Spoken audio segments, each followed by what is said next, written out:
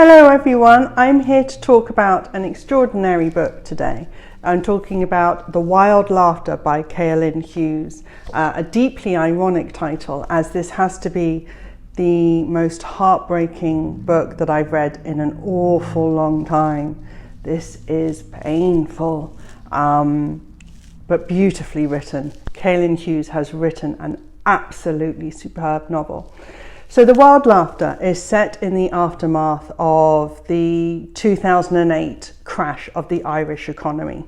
And we are set in a rural family where the patriarch, the chief, is dying. He has two sons, Hart and Cormac, and a wife. And what he asks of this nuclear family is he wants them to assist him in dying. A sinful act in Catholic Ireland, but the chief is in pain. He's also a desperately broken man. He is one of the many in Ireland who were ripped off during the Celtic Tiger boom.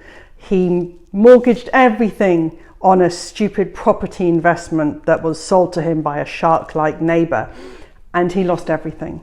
He refused to declare bankruptcy and so had the shame of having his farm in rural Ireland remortgaged and loaned back to him. So there is nothing left for the chief. He is a broken man and he asks his family to assist in his passing.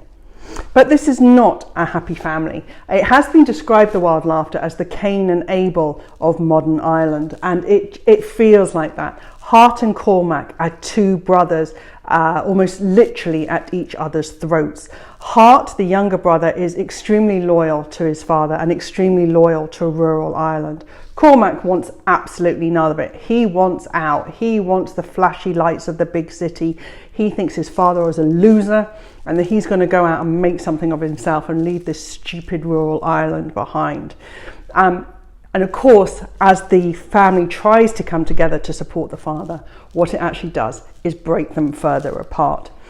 This is a book, though, about betrayal, and this is why it is so painful. This is betrayal on so many levels. Caoilinn here has framed a community that was betrayed by the Irish politicians, a rural Ireland that was sold a lie and then sold down the river. This is betrayal of the rural community by the urban elite. This is betrayal of a family by their patriarch who let them down and left them with nothing. There is betrayal between the brothers as they fight and feud over a girl that they both fancy. And right at the end, there is the greatest act of betrayal of all, which just was like a skewer to my heart. But what Caoilinn has captured here is really Ireland. There's something about Irish writers, they can capture familial pain like no other community. But she does so by really looking at contemporary Ireland. This is one where she really frames the loss and the boom and bust of the Celtic Tiger as the main contemporary backdrop to this plot, and it really does owe a lot to that echo, to that theme of betrayal and of a community and of a family just left by all the structures that they had clung on to for so long, whether that be the church, whether that be the support of the state. It's all gone. And actually, I recommend this book wholeheartedly, by the way. I think Caoilinn Hughes has written an incredible book. It is heartbreaking. And I read it twice. And it was as painful the second time round as it was at the first.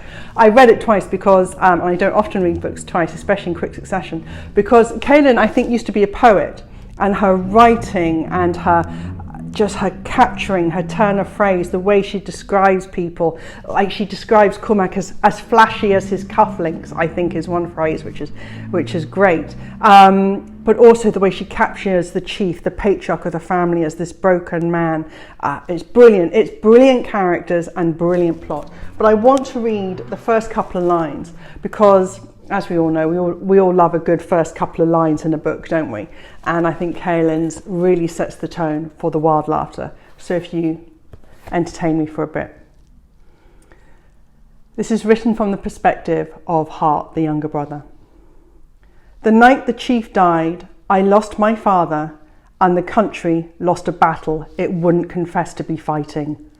for the no-collared labouring class, for the decent, dependable patriarch, for right of entry from the field into the garden. Oh, promised so much and sold down the river. Oh my goodness. Oh, it's just so beautiful. I love The Wild Laughter. It hasn't necessarily a book that's been top of many bestseller lists, so I'm really excited to share this and try and get as many of you to read it because I really enjoyed it. But it will hurt. Beautiful. Caoilinn Hughes, The Wild Laughter.